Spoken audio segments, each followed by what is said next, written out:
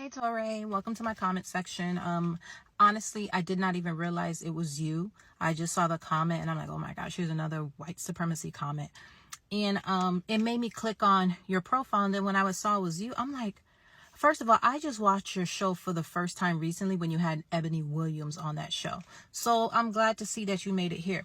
But I do want to address something while I have you here. Why is it that oftentimes I find that Black intellectuals, when they are speaking to the majority of the Black community, you guys say white supremacy? Why do you guys say that? I'm just curious to know. And for those of you guys that are a little bit confused, there's something that's called the 7 cultures of influence, right? The 7 cultures of influence are religion, their business, family, education, media, and government, right? I'm saying it off the top of my head. I'll try to put a chart here just in case I miss something.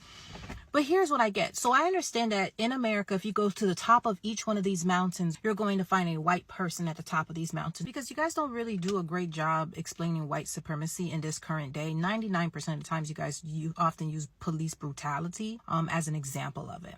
Okay, but I'm going to use the 7 cultures of influence because essentially if you're saying that the issue with America and the rest of the world, but let's focus on America, is white supremacy, then we have to look at the structure of the culture of America. And I would imagine that the 7 cultures of influence, by dividing, right, our culture in this way, it gives a better picture to understand the different ways that our culture is divided and where we're getting a lot of our culture from, right? So, okay, there's a white person at the top of every single one of these mountains. Fine. Well, we have another pyramid in society, which is class pyramid, right? You have the lower class, you have the middle class, and then you have the upper class and the elite. People will put lower middle class and upper middle class in there, but I'm just going to kind of like try to keep it simple. Okay, cool beans. Here's my thing. You are more than likely in the upper class. More than likely. I'm just guesstimating based off of, your show, the type of people, the circles that just seems that you're in, the people that you network in. I know that we can't go based off of looks, but more than likely you're in the upper class. So here's my question to you. By God's great design, not only are you in the media mountain, right? That's where your influence is.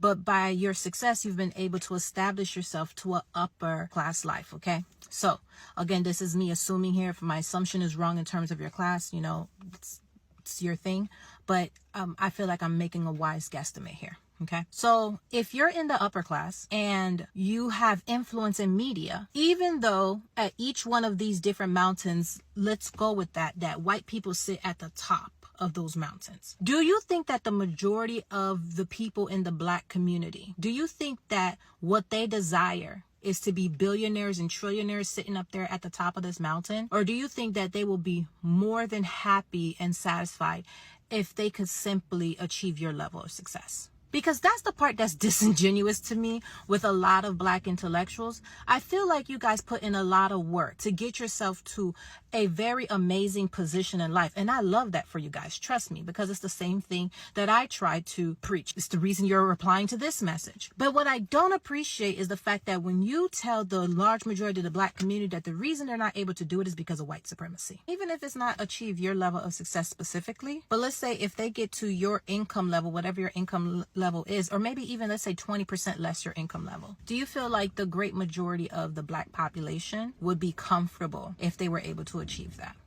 Because I would argue that they would be.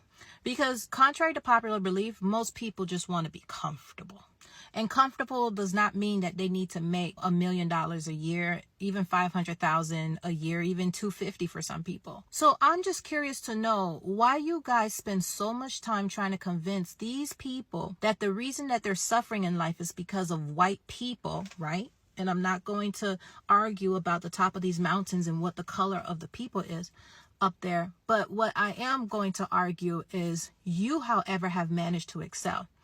So why are you teaching them that the reason they're where they're at right now is because of white people, but not teaching them to get where you're at specifically? What if where you're at right now, that's a mountain for them? And what if that's their top and that's where they want to get? How proficient are you in laying out the blueprint for them to be able to do that? Because I noticed that a lot of you Black intellectuals don't do that.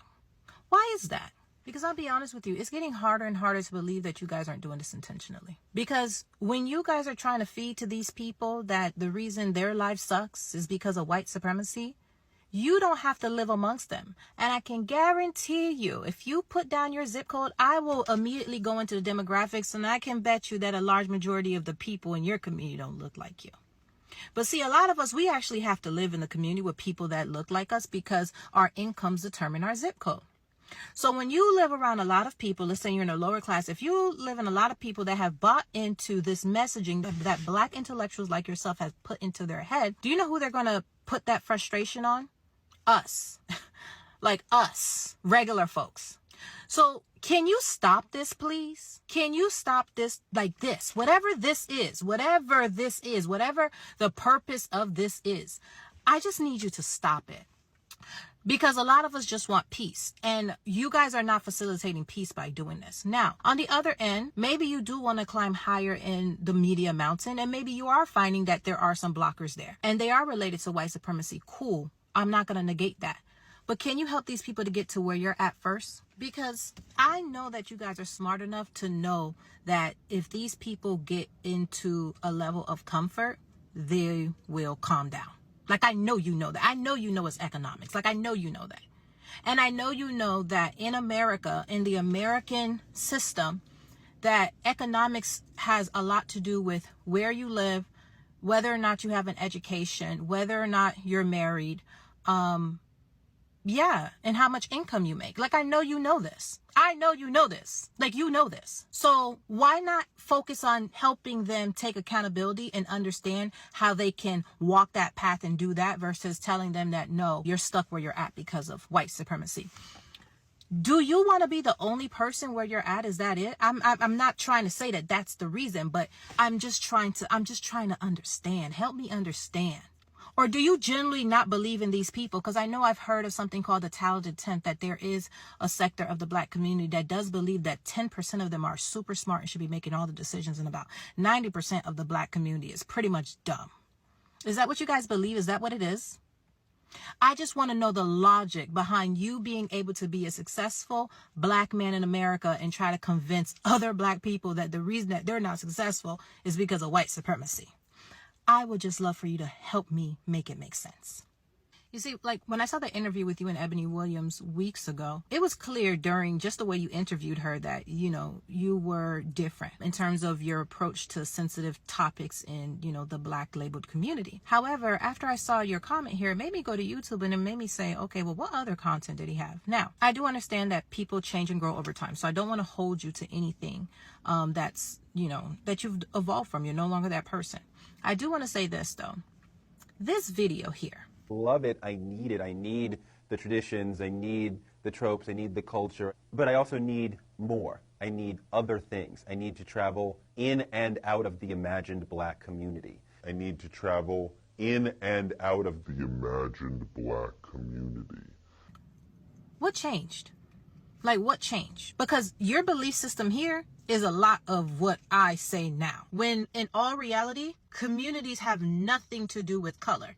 Is color sometimes play a component? Of course, yes. But at the root of community has common morals, values, lifestyles, structures, etc. Because when you understand what community actually is, then you will take your behind up and away from people that are not the same as you.